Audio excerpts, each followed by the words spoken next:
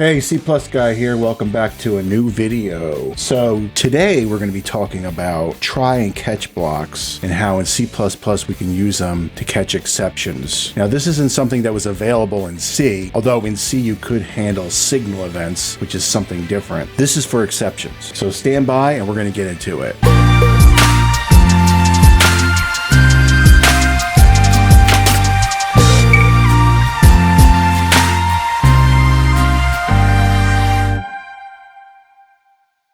And we're back. When using try catch, you want to break it down into a try section and into one or more catch sections or blocks. So in your try section, this is where you'd put all your code. Now normally you would put code in this block that would have some meaning or be actually used where it has the capability of generating exceptions. But when all else fails, you can just put in all your code in the try block. And for the most part, it will catch most errors that are not fatal. In the catch section, this is code that you want to run to handle the error, or in most cases, and in what I usually do is I will print to the console or I will log to the console. Some people may even want to log to the system log, like in Linux, so that you know what happened. What you want to do is you want to put information in there so you know where the error occurred, so that later on when you're troubleshooting and something fails, you can go look at the log and you'll see where the catch had generated an error and you'll know exactly where to look. You know, what code, what line numbers, things of that nature. So your catch sections can handle different types of exceptions. The ellipsis, which is really the 3 dots in a row, can handle any error that comes down. It means it's not defined. However, if you define catch blocks before that, it will do those first. So basically it's done top down. So let's say a fault is introduced. So in this example, I'm going to count to 11, even though the size of the array is 10. What happens if we go past the end of the array? Well, because we're going to use the .at function that is part of array, if we go past the end of the array, it's going to generate an exception. That exception is handled, and it's going to be handled.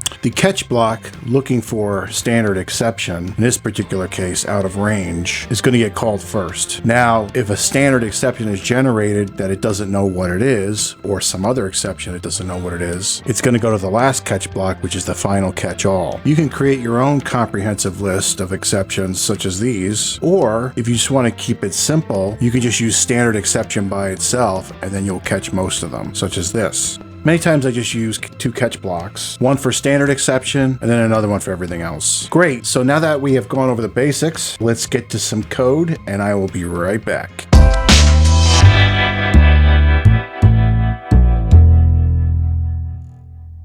All right, we're back. So in my first code example, we're going to do a simple while loop. It's going to loop forever and it's going to sleep for half a second and it's just going to print run.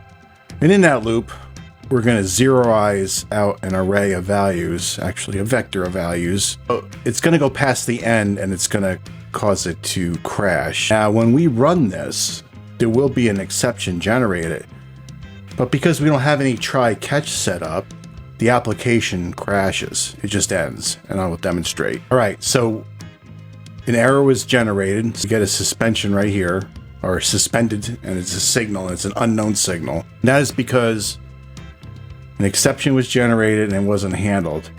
So the application is finished. If you try to continue to run it, it just ends. So let's see what happens if we put our while loop inside of a try section with a catch block where we catch any error that happens. All right, well, my while loop was a little bit off, so I corrected it. And it will now do a try, and then when it fails, it'll sleep for half a second. So let's also add the standard exception. And usually we pass that by reference. We also need to include the library.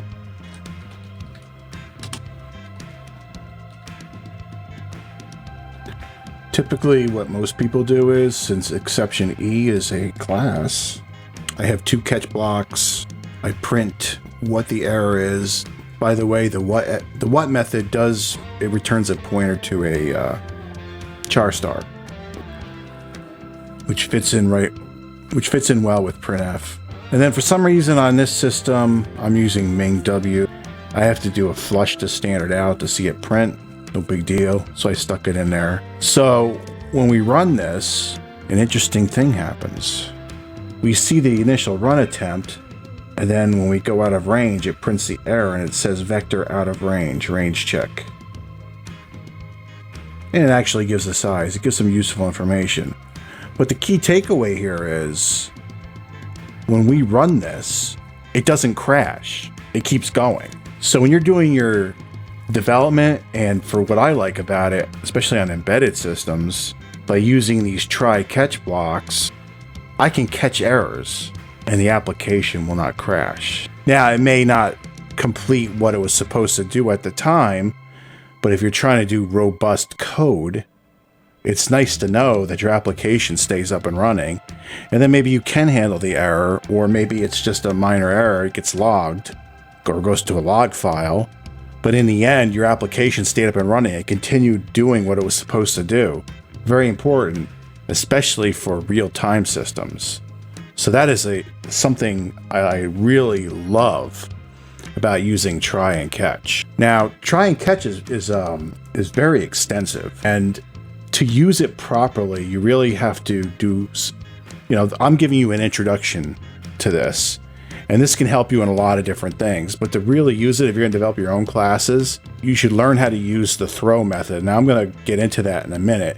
But if we look into the vector code, they catch their own errors and they use the throw method in many places throughout the code. That throw method is what your try-catch block uses. So give me a second and I'll be right back. I'm gonna show you how throw gets used. So by using the throw keyword and having my own bounds check, I can throw my own exceptions. And you can simply just do throw and put in some text, and it'll print out what the error is.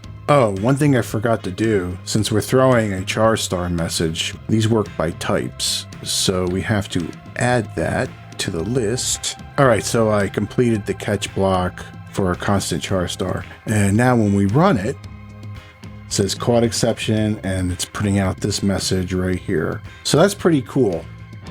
All right, well, that's about going to wrap it up for this video. When using try catch, it can get quite complicated quickly, but as long as you know the basic concepts, just as if I've shown you in this video, you could always go out online and look for more, or you can look for better examples. The exception library in particular has a lot of methods that you can employ that are very helpful.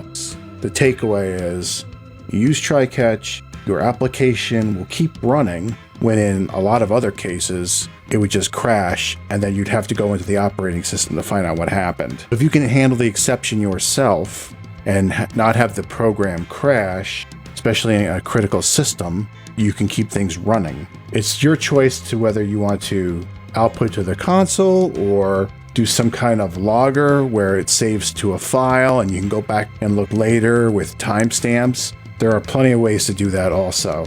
So I won't get into that now, maybe in a future video, but anyway, that's all I have now for try catch. So if you like what you see, if you like what you hear, and you're learning, please give a like. If you've seen this before and you're like, oh yeah, I get it, but maybe it helped you review some, certain things and, give you a little bit more confidence in what you're doing, that's great also. If you have any ideas, if you have any critiques, put them in the comments below. I have a thick skin, so don't be afraid to hammer me in the comments, and give a like and a subscribe on your way out. And thanks, and I will see you on the next one.